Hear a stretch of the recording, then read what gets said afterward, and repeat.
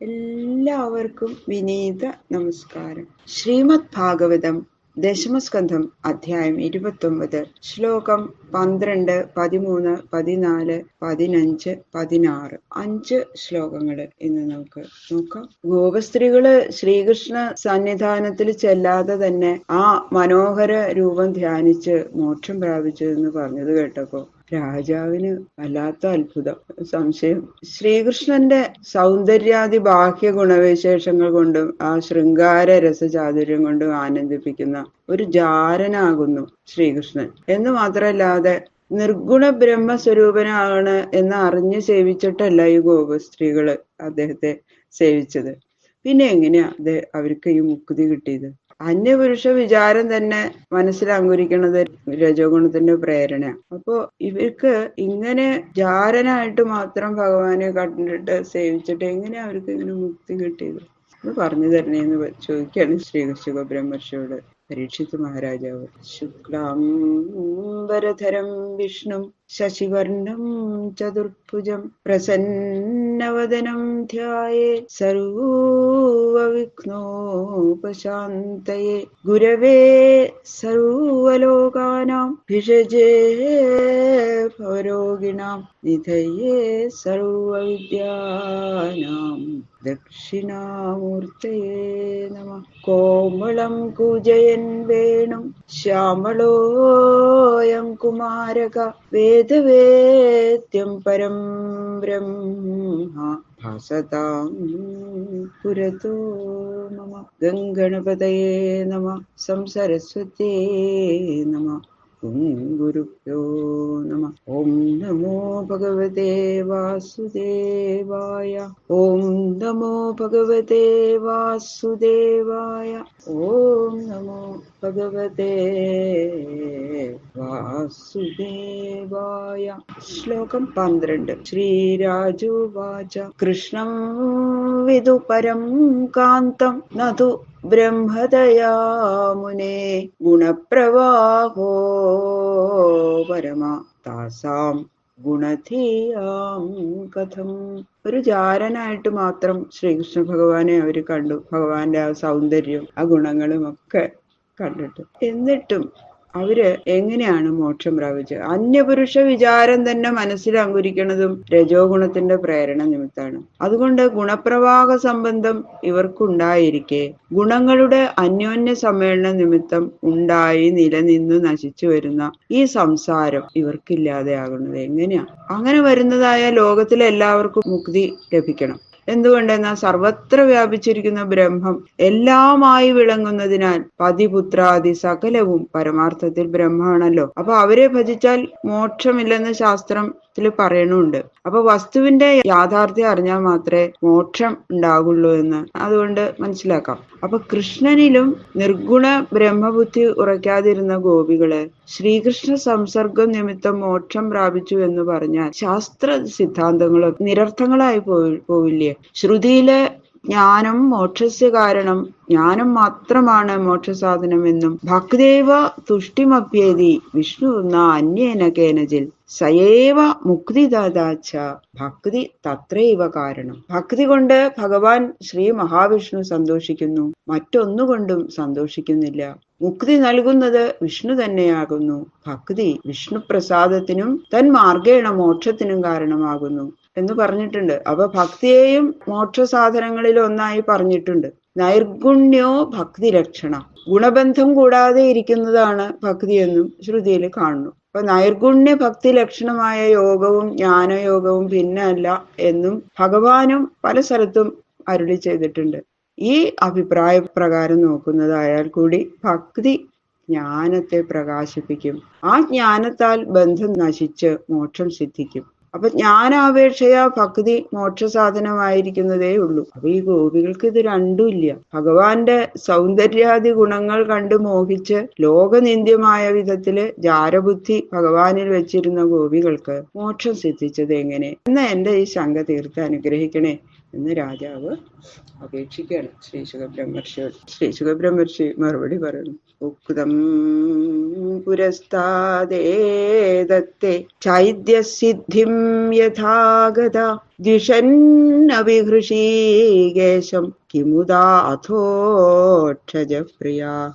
ഇതു മുതല് 4 ശ്ലോകങ്ങൾ കൊണ്ട് ശ്രീ ശുകബ്രഹ്മർഷിയുടെ മറുപടിയാണ് പരീക്ഷിത് മഹാരാജാവിന്. 7ാമത്തെ സ്കന്ധത്തിലെ ശിശുപാലൻ ഭഗവാനെ ദ്വേഷിക്കുകയാണ് ചെയ്തതെങ്കിലും മോക്ഷം പ്രാപിച്ചു എന്ന് പറഞ്ഞതിക്കില് അങ്ങയുടെ ഒരു സംശയം ഉണ്ടായിരുന്നു അല്ലെ? അതിനുള്ള സമാധാനം ഞാൻ പറഞ്ഞിട്ടുണ്ട്. അപ്പൊ ദ്വേഷിച്ചവര് കൂടി മുക്തന്മാരായി ഭവിക്കുന്ന സ്ഥിതിക്ക് സർവേന്ദ്രിയ പ്രേരകനായിരിക്കുന്ന ഭഗവാനെ പ്രീതിപൂർവം സേവിച്ച ഗോപികളെ മുക്തകളായെന്ന് പിന്നെ പ്രത്യേകിച്ച് പറയണോ?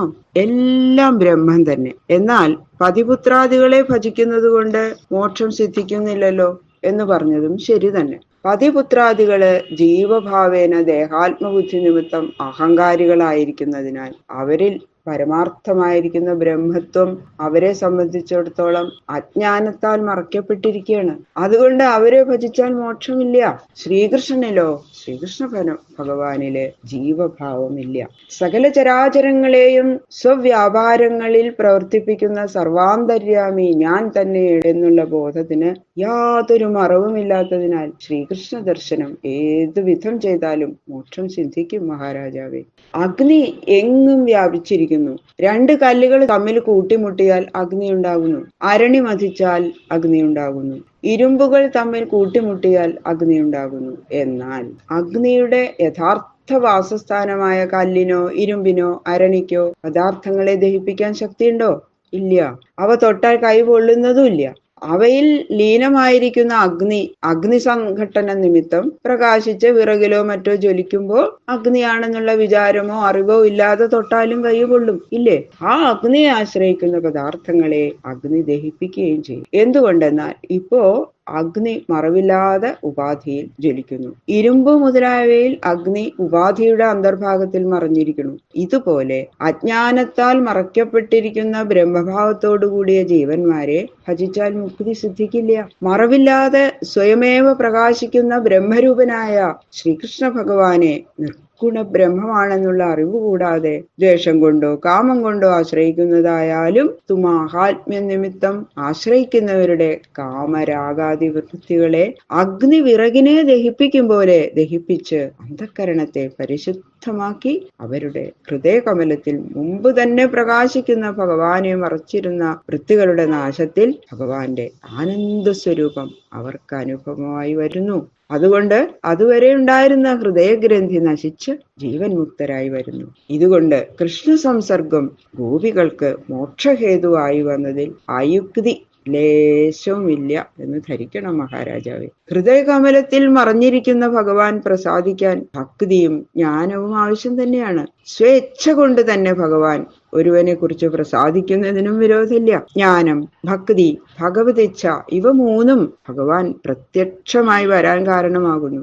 ഭഗവതിച്ഛ കൊണ്ട് ലോകരക്ഷയ്ക്കായിട്ട് അവതരിച്ചിരിക്കുന്ന ഭഗവാൻ ഭക്തന്മാരിൽ സ്വേച്ഛയാ പ്രസാദിച്ച് അവർക്ക് പ്രത്യക്ഷനായി വരുമ്പോൾ ഭഗവത് സംസർഗം അവർക്ക് സിദ്ധിക്കുകയും അത് നിമിത്തം അവർ ബന്ധമുക്തരായി ഭവിക്കുകയും ചെയ്യുന്നതിൽ ശ്രുതിവിരോധമായിട്ട് അത് ഭവിക്കുന്നില്ല. ജീവികളുടെ ഇന്ദ്രിയങ്ങൾക്ക് ഗോചരമല്ലാത്ത സച്ചിദാനന്ദ സ്വരൂപത്തെ ഗോചരമാക്കി തീർക്കാനുള്ള കാരുണ്യ നിമിത്തം ഭഗവാൻ സ്വേച്ഛയാ സ്വീകരിച്ച അവതാര സ്വരൂപത്തോട് ആർക്കെല്ലാം ഏതേതു വിധം സംബന്ധം ഉണ്ടാകുന്നുവോ അവർക്കൊക്കെ അതതു രീതിക്കനുസരിച്ച് ജന്മസാഫല്യം സിദ്ധിക്കുന്നു. ഇതുകൊണ്ട് ജ്ഞാനവും ഭക്തിയും ഉപയോഗമില്ലാത്തതായി ഭവിച്ചു എന്ന് വിചാരിക്കാൻ അവകാശമില്ല.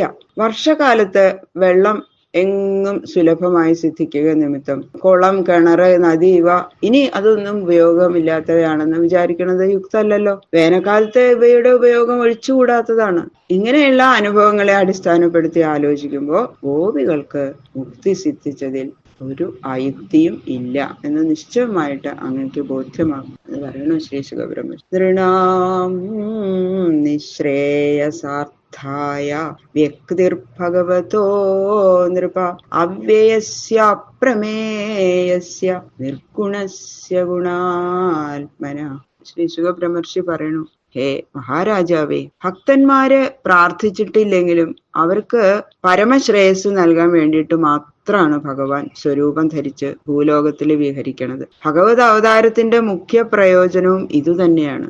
ഭൂമിഭാരം തീർക്കാൻ അവതരിച്ചു എന്ന് പറയുന്നത് അവാന്തര പ്രയോജനം മാത്രമാണ്. എന്തുകൊണ്ടെന്നാൽ ഇച്ഛാമാത്രത്തിൽ തന്നെ ബ്രഹ്മാണ്ട കോടികള് സംഹരിക്കാൻ സമർത്ഥനായിരിക്കുന്ന ഭഗവാന് ശത്രുനാശത്തിന് സ്വരൂപധാരണം ഇനി വേറൊരു ഒരു അവതാരം സ്വീകരിക്കേണ്ട ആവശ്യമുണ്ടോ? ഇല്ല. അതുകൊണ്ട് ഭക്താനുഗ്രഹ ലീല നടത്താൻ അവതരിച്ചിരിക്കുന്ന ഭഗവാൻ ജീവന്മാർക്കുള്ളതുപോലെ വികാരങ്ങളുള്ളവനോ പരിച്ഛിന്നനോ അല്ല.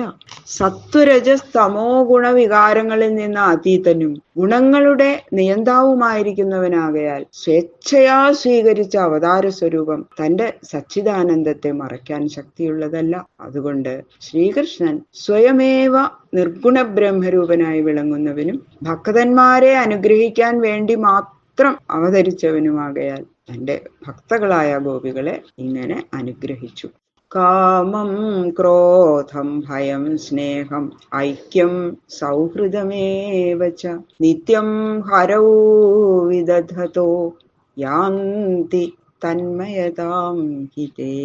ആശ്രയിക്കുന്നവരുടെ സംസാരബന്ധത്തെ നശിപ്പിക്കുന്ന ശ്രീഹരിയിൽ കാമാതിവൃത്തികളെ നിത്യം ഉറപ്പിക്കുന്നവർ ആരായാലും അവർ ഭഗവാനോടുകൂടി ഏകീഭാവം പ്രാപിക്കുന്നു. കാമം നിമിത്തം ഗോപികള്, ക്രോധം നിമിത്തം ശിശുപാലാദികള്, ഭയം നിമിത്തം കംസാദികള്, സ്നേഹം നിമിത്തം യശോദ മുതലായവര്, ഐക്യം നിമിത്തം പാണ്ഡവാദികള്, ഭക്തി നിമിത്തം നാരദാദികള് മുക്തരായി ഭവിച്ചിരിക്കുന്നു. ഏതെങ്കിലും വിധത്തിൽ ഭഗവാന് ചിത്തവൃത്തി ദൃഢമായി ഉറച്ചാൽ മുക്തി സിദ്ധിക്കും. എങ്കിലും ശിശുപാലാദികളെ പോലെ ക്രോധാദിവൃത്തികൾ ഉണ്ടാകാതെ ഭക്തിയാദിവൃത്തികൾ ഉണ്ടായി വരുന്നത് ലോകത്തിന്റെ ആദര ബഹുമാനങ്ങൾക്കും ലോക നന്മയ്ക്കും ഉപകരിക്കുന്നതാണ്. എന്നാൽ ക്രോധാദിവൃത്തികളെ എന്തിന് ഉദാഹരിച്ചു കാട്ടി എന്ന് വെച്ചാൽ ദോഷഹേതുക്കളായ ഈ ക്രോധാദികൾ ഉള്ളവരെ കൂടി ഭഗവാൻ അനുഗ്രഹിച്ചിരിക്കുന്നു. അത്രയും സ്നേഹം സൗഹാർദ്ദാദി ഭാവങ്ങൾ ഭഗവാന് നിരന്തരം വെക്കുന്നവരെ ഭഗവാൻ അനുഗ്രഹിക്കണു എന്ന് പ്രത്യേകിച്ച് പറയണോ എന്ന് കാണിക്കാൻ വേണ്ടിയിട്ട് മാത്രമാണ്